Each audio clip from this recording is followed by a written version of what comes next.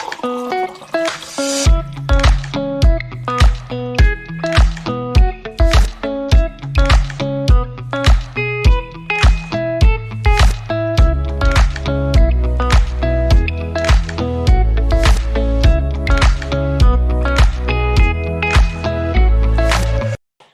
morning, everyone. Welcome to this riveting episode of Coffee with Jim and James. See what I did there, James? I have to tell you, you know why I'm excited today? I'm going to tell you why.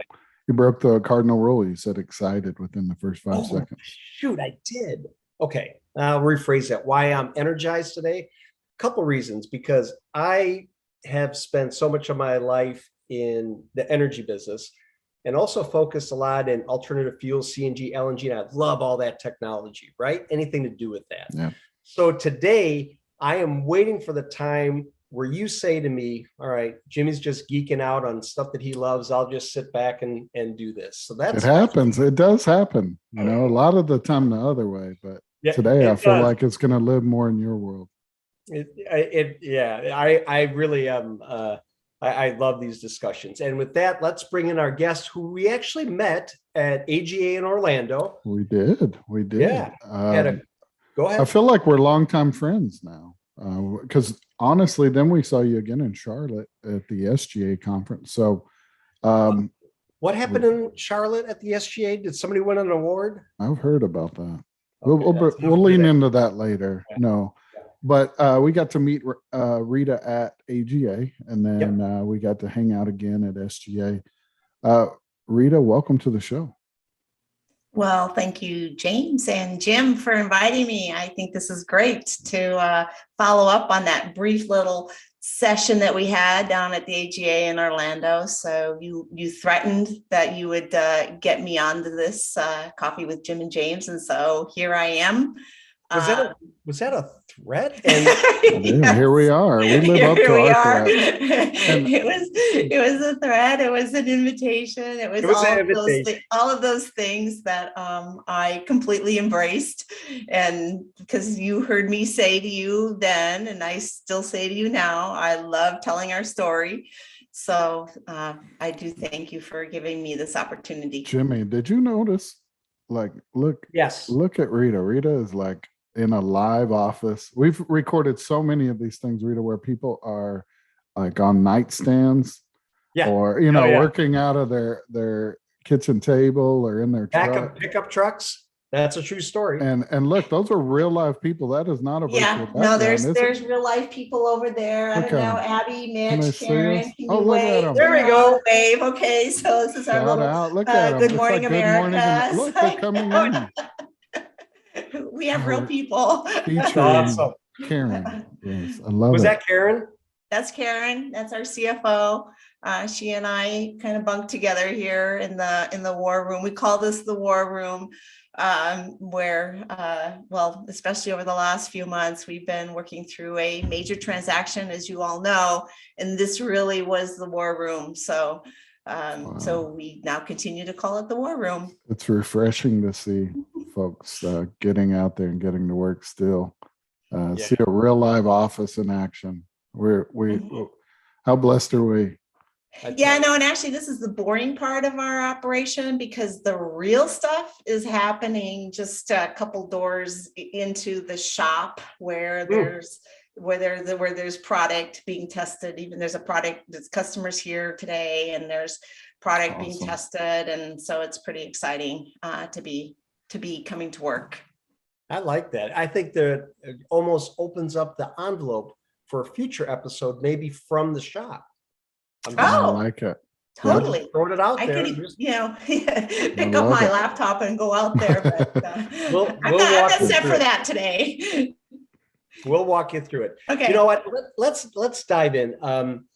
One thing James and I talk about a lot is that we're nearing 100 episodes, and we're blessed to be doing these for over a year and a half, and and touching people's lives with Coffee, Jim and James. But I tell you, the stories that always get us are those. We started in a garage, or we started out of the back of a pickup truck, or we started out of this. And I'm not saying you did that, but we would love to hear how you all began, where you are, where you're going. I mean, and again, please tell us a little bit about yourself too, Rita, just so our audience gets a little bit more comfortable with everybody. What is the Rita Hansen Onboard Dynamics origin story? There we go. Like Spider-Man.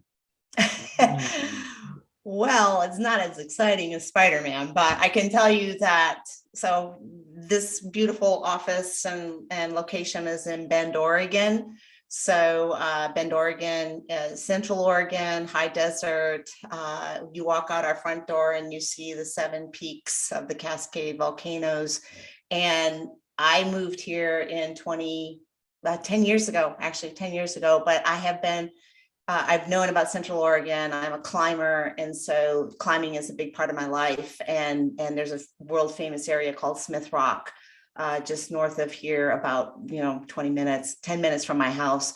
And so I came to Bend with my husband 10 years ago, kind of quasi-retiring.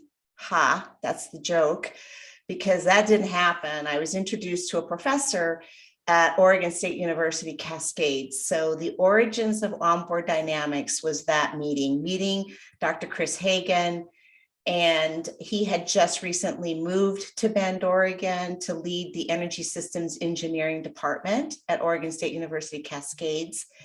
And when he joined the team here at OSU, he brought with him an award, a seedling award from ARPA-E, the Advanced Research Projects Agency for Energy. And that award was associated with, Jim, one of your favorite topics, how to address the critical lack of natural gas refueling infrastructure in the United States. Because back in that time, it was just 2012, 2013, the Department of Energy was really focused on, well, how do we break this? How do we drive adoption of natural gas vehicles in the U.S.?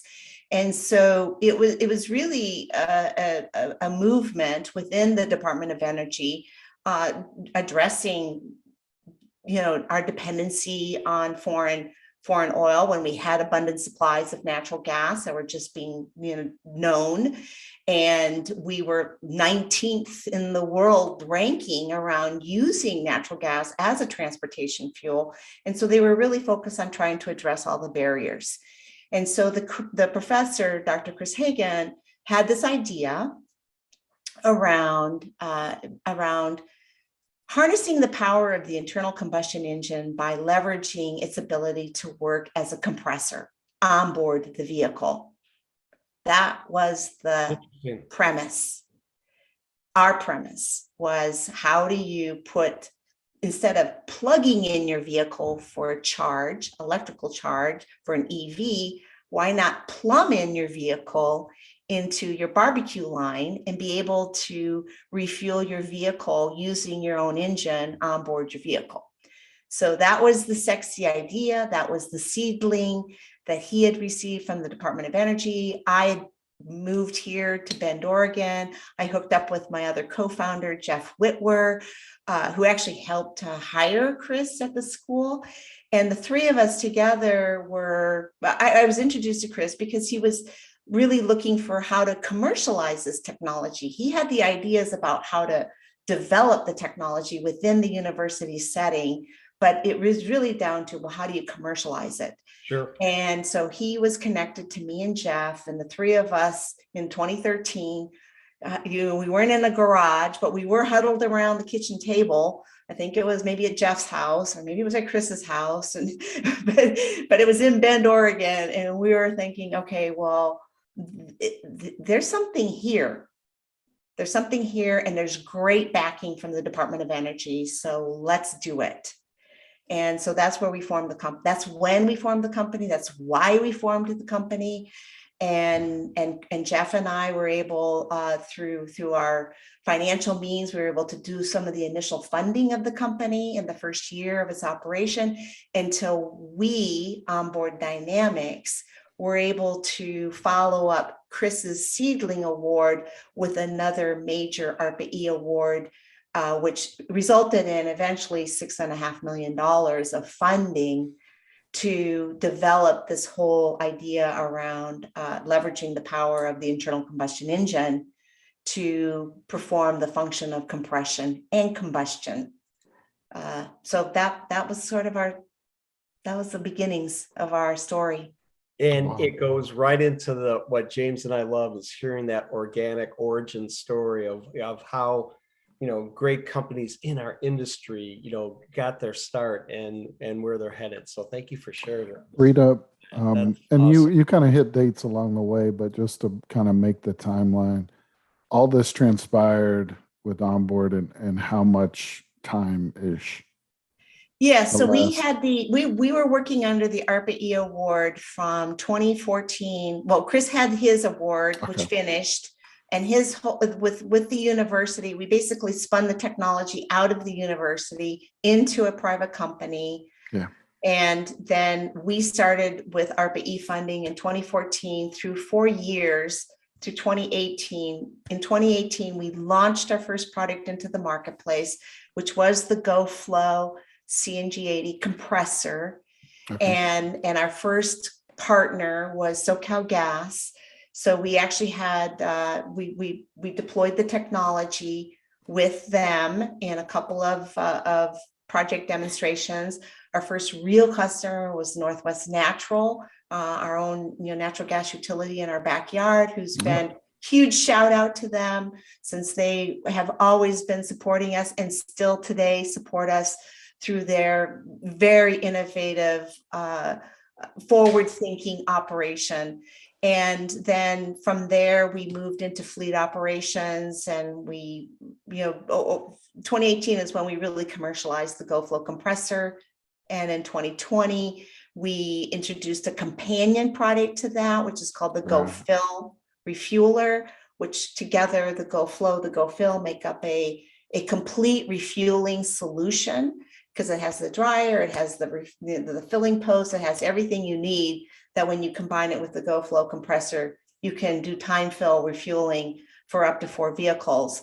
But it was another utility partner who had experience with our GoFlow that came to us and said, well, we think your technology, your cross compression technology, can help with pipeline evacuation, or the evacuation of natural gas in pipelines. And so they wanted to try it out. This was last summer. This was the summer of 2020. We're all in pandemic times, hard to sell your products when you're early stage, working with early adopters over Zoom calls. But that's where we were during. That's where we were during the pandemic. It's not as easy as a podcast. Not as easy as software. Not as easy as it was very, very difficult for us as a company at our stage. But we were plowing ahead, and we were, we had great early adopter customers, and we were learning quickly, adapting quickly. And it was this utility partner that said, hey, can we try this out? Can we use your GoFlow compressor in this situation, in this application, which we knew very little about? And why not? Why not? Why? Let's go for it. So we did the project with them. He called, I remember Alan coming down and saying, wow, I just got a call from so-and-so at so-and-so. And he was just raving about how successful this project was, because it was high visibility. It was alongside a freeway, and they had to go in, and they were performing maintenance on the pipeline there.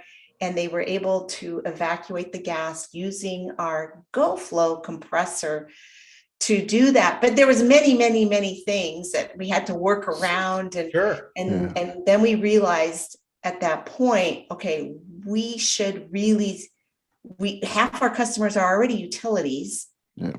So why don't we start talking to get connected to the right people in the utility organizations, start with Northwest Natural, SoCalGas, all the others, and really, really find out, do serious customer discovery work. And this is where I also put in a huge plug to being an innovator, being an entrepreneur, having that background around how do you do customer discovery work, you have to have those meaningful conversations so that they can tell you, what does the product need to do? It's what tell us what it needs to do to solve your pain point. And so we took all that information and worked with engineering. I got board approval, said, this is what we need to go after this market. This is a really, we all knew NGV, natural gas vehicle refueling. We knew that, but this whole new market around pipeline evacuation. So really we're moving, Rita, we talked about this at AGA. I'm not this smart, I swear. I just have a good memory. But Rita, you're talking a language that a lot of folks out there are dealing with right now, which is methane mitigation, right? And ESG. And so y'all moved kind of into that world. And from what I remember, that story you just told us really morphed into, and I'll let you say the product, but the newer GoVac. Right. The GoVac. Right. And our first product is called the GoVac Flex. Right. Because the product, it can do everything the GoFlow can do, plus the pipe to pipe transit. We can take gas out of the pipeline and either compress it up to 3,600 PSI to put it into a tube trailer, or to put it into a sphere, or to put it right through into refueling your vehicles, which is actually one of our first customers of the GoVac. That's exactly what they're going to do. Imagine a utility now saying, we're converting all of our fleet vehicles over to natural gas, and we want to be able to use your GoVac Flex product to do natural gas vehicle refueling at night and pipeline evacuation during the day. I mean, that's a win-win. That's a Can win-win. we use the GoVac to fuel the GoVac, please?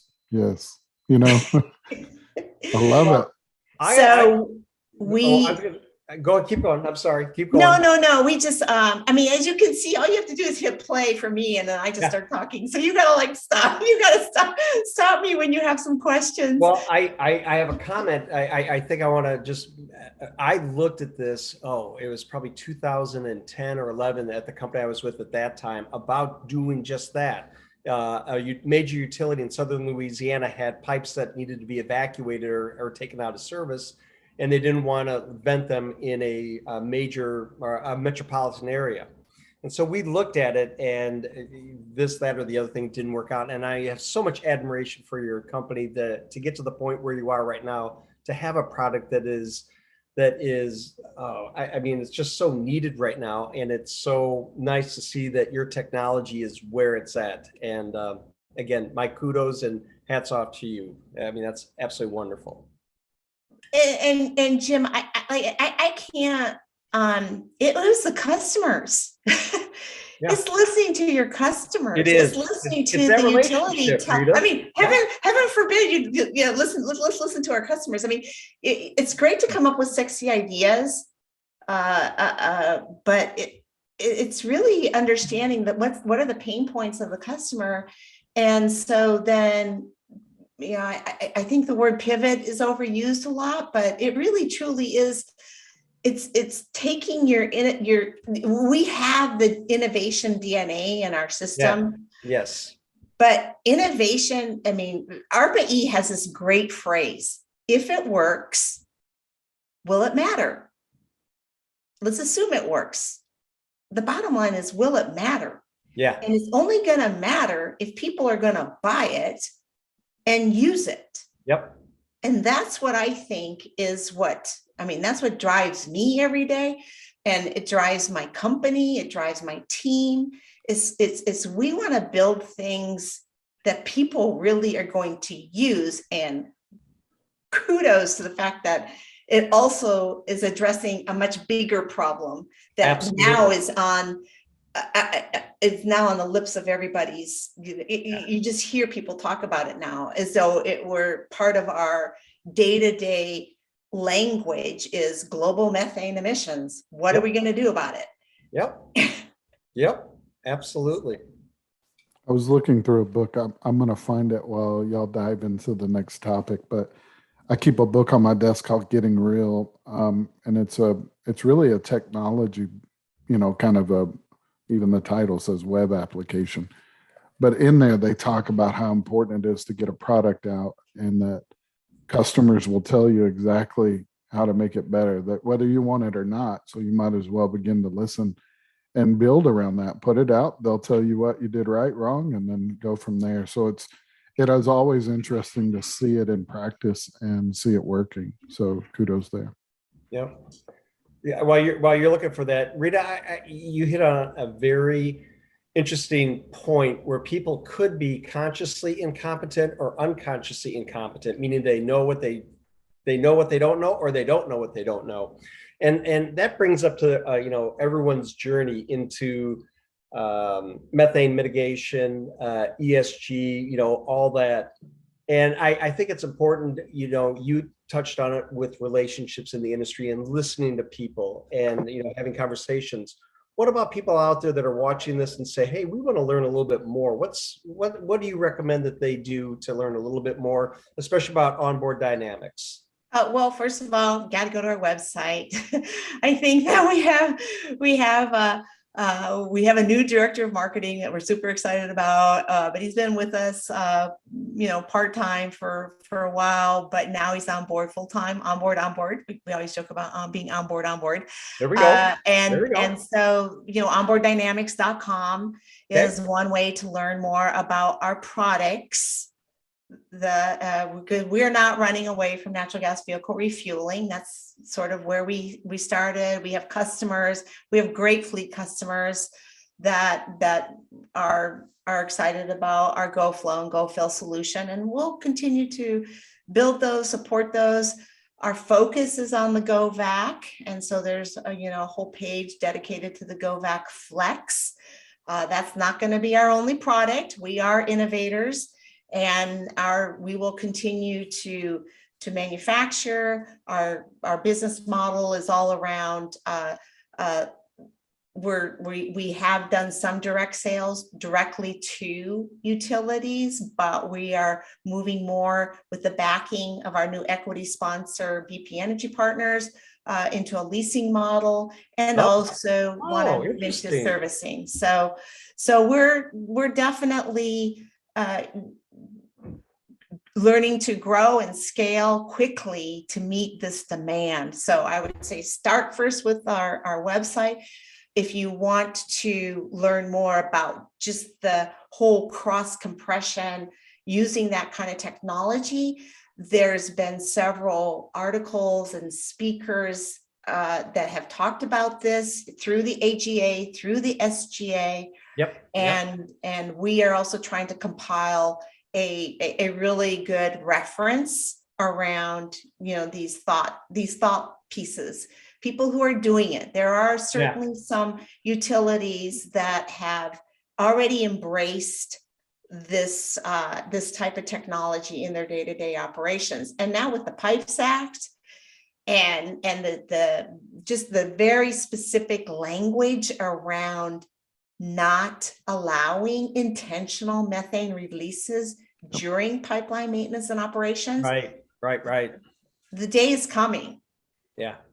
And so if you're not talking about it right now, you're behind the curve. Oh, big and Rita, time. we saw it firsthand at AGA and SGA. I think more so because it was some of the first events back, over the last 18 months, and the amount of sessions about these topics were exponential. And Rita, we're coming up on what I believe will be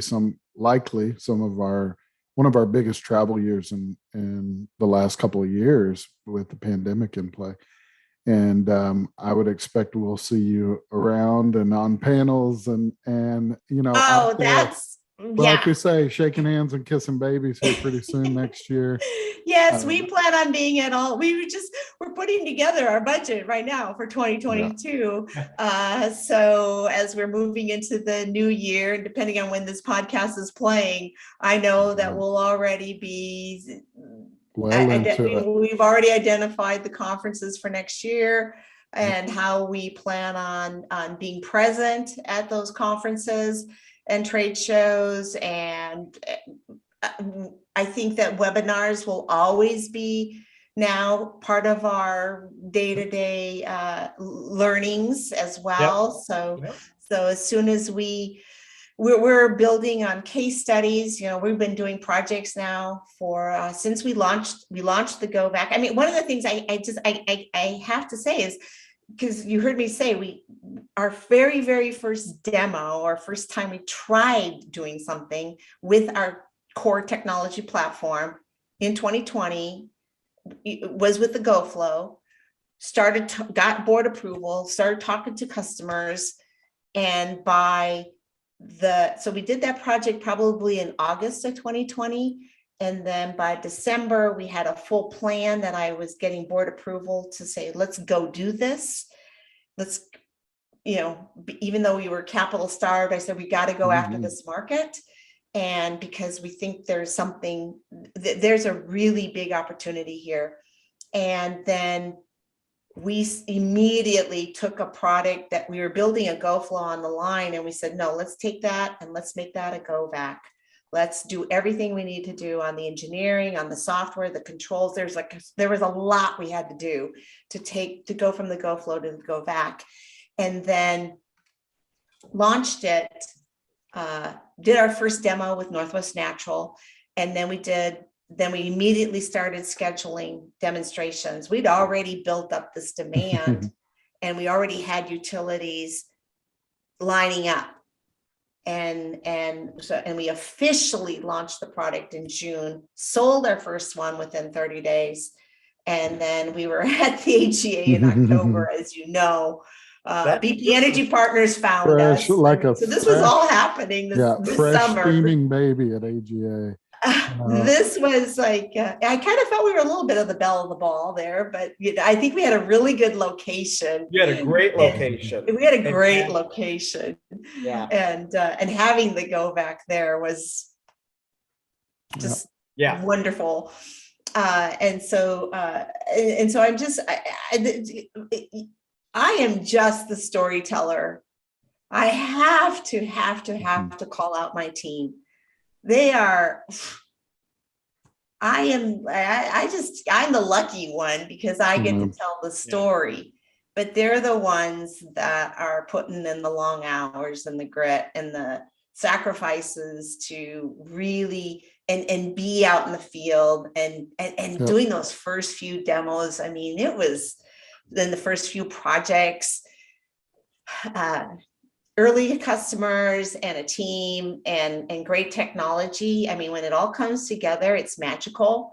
And so I'm just, thrilled that, and then you guys get to invite me and I get to talk about it. So I'm the lucky one. Rita, if you went and talked to that group that's you're right. The people behind the scenes do so much work. I mean, in all the places that throughout this industry, but if you were to go talk to them, they'd be thrilled to have the storytellers too.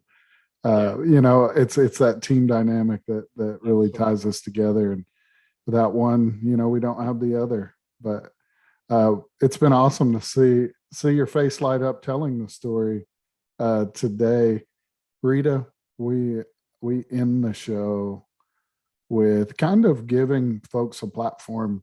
You can use it for a personal agenda, you can use it for an industry agenda, but really just one of our things we kind of build on here at Coffee with Jim and James is that we like to give it all away. It's something that if we can pass on some knowledge, if we can share something that's, helped us in our careers or along the way that maybe we learned later through the mistakes that we made ourselves or whether it's a high point, giving it to others is something that we're really passionate about. Rita, is there anything you want to share with our audience or with Jim?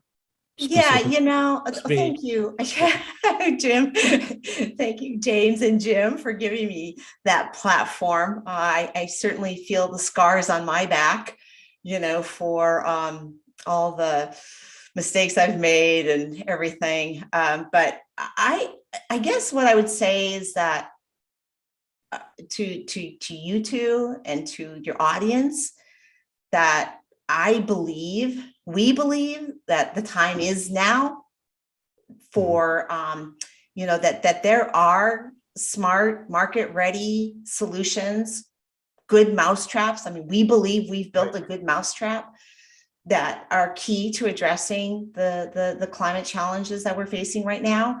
And I believe in the natural gas grid. I'm just going to go out there and say that. I think that walk away from the natural gas grid would be one of the biggest mistakes that our society could make. Yeah. We've made a significant investment in this infrastructure. We are lucky, we're blessed to have this infrastructure, and it can be decarbonized, demethanized, cleaned up, greened up, whatever you want to say. But it can be, and there's tools, there's market ready solutions available. We happen to have one of them, or a suite of them, but eventually a suite of them. But we have a market ready solution. It's not sexy. It's just a really good functional tool that we want to put into people's toolboxes that they can use, and that we should really, the whole industry should be embracing these market ready solutions. Energy transition to the other side 30 years down the road it means taking steps today. Yeah, it doesn't happen overnight. Big freaking mountain that we all have to climb. Yeah, and we just got to start taking those steps. And that's what I want to leave with you, is that I live a great life where I can wake up every day and know that what we're doing and what I'm doing, what I'm spending my energy on, is something that my grandson will be able to tell his friends down the road. Isn't that wonderful? My grandma did that. No. It sounds a little egotistical, and I don't mean to leave it that way, but I just feel like people need to take the steps now. Yeah, it doesn't happen overnight. And there's a lot of smart solutions now in the near, mid, and long-term future too, that we still need to explore and keep looking at this. And what are the best applications for all these energy choices? I mean, they're just like with anything. I value the whole diversity and portfolio. Sorry about that. Yeah, that's dogs have chimed in. Coco. That's a good one. Like James, take over for me. Yeah, Rita, I will say one thing about, and this is our industry as a whole, but specifically the buzz at AGA and even at SGA, again, the group that is spearheading, and I like to say sitting at the table at these discussions. There's so many awesome folks out there that are innovating. They're looking for solutions, you being one of them, Rita. But you saw it. There are a lot of folks out there that, man, we've had 2 years to really work on some amazing things. And to see that begin rolling out, and you're right. If you're not talking about these things right now, you're behind the curve right now. Like, that's reality. It's not, oh, you should probably catch up, or you should catch a session. You're behind. And we would love to help facilitate those conversations as well from our audience. So anything we can do, connect with Rita. She's a great resource. And we'll do our best to share those messages as well. Yeah. Well, the other thing I always tell people, after I give a presentation or I do a pitch or I do talking to customers, I let people know is, once you've heard my story, our story, you are now christened as ambassadors. There you go. The Onboard Dynamics story. Champions. Yes. I look to you and to your audience to go out and spread the word. I mean, really, you are now an ambassador of Onboard Dynamics, and so I feel I'm empowering you to tell our story as well. Well, what does that pay? Did you ask, James? What's the pay? Two things I'm going to say, and I apologize for the dog melee. It's like a zoo here. We're out of practice. But I will say this, though, that one, James, you and I need to go visit their facilities when we're out in that neck of the woods, so to speak. One, but two, not only is the product, services, solutions what we need and all that. The one thing I want to highlight on is the thought leadership, how you really embrace that, how you embrace the trade shows because of the relationships and hearing, listening, talking, two-way communication. Again, kudos to you all, Rita, you and your entire team. Again, thank you for everything that you're doing. Oh, you're very welcome. No, it's a pleasure, actually. Love it. It is. It is. Let me wrap this up. Again, Rita, thank you for joining us today. It's been a pleasure to have you on Coffee, Jim and James. I absolutely love your technology and your solutions. I cannot wait to be an ambassador and for James and I to spread the word either on this platform or when we're out meeting the probably thousands of people this year at trade shows and such and shaking hands. So thank you for joining us. Until next time on Coffee, Jim and James, if you are on the LinkedIn platform, please follow Onboard Dynamics. Please connect with Rita. Please ask questions. Please explore. Learn all of your options. And until next time, as I always say, stay safe, everyone. We'll see you next time. Thanks, Rita. Bye.